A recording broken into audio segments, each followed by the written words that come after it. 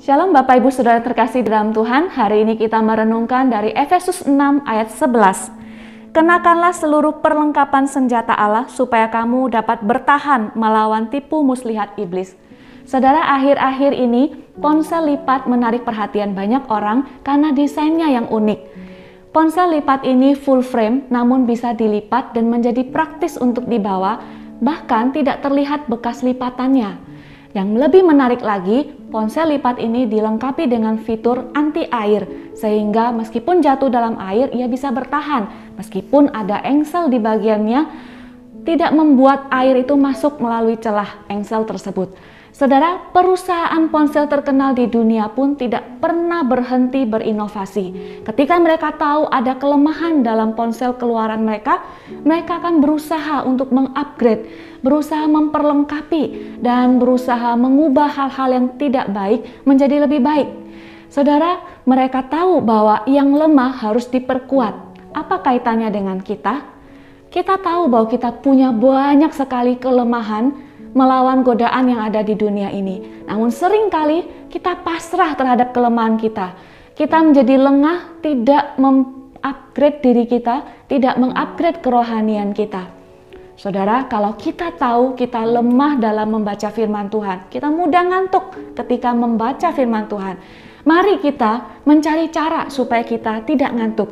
Mungkin kita bisa membuat catatan kecil ketika membaca firman Tuhan. Mungkin kita bisa mendengarkan Alkitab bersuara, atau mungkin kita membaca ayat demi ayat dengan suara.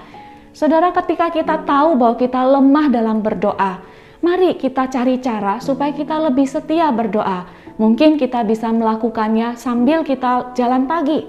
Mungkin juga kita bisa berdoa dengan bersuara.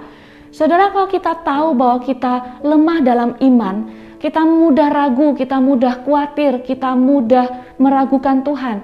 Mari kita menambah waktu lebih banyak bersekutu dengan Tuhan. Kalau kita tahu kita sulit dalam berkata-kata, sulit dalam bersaksi, mari kita berlatih untuk bisa bercerita kepada orang. Kita membuat catatan apa yang akan kita ceritakan, lalu kita mulai mempraktekannya. Saudara, iblis saja tidak pernah berhenti berinovasi mencari cara untuk menjatuhkan kita. Maka kita anak-anak Tuhan tidak boleh lengah. Kita menggunakan seluruh perlengkapan senjata Allah yang diberikan kepada kita. Kita belajar lebih setia berdoa, kita belajar firman Tuhan, kita belajar kebenaran dan menerapkannya dalam hidup kita.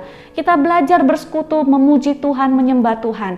Maka kerohanian kita akan di-upgrade dan kita mampu melewati segala godaan itu dengan baik. Saudara, mari kita belajar mengupgrade kerohanian kita. Mari kita berdoa.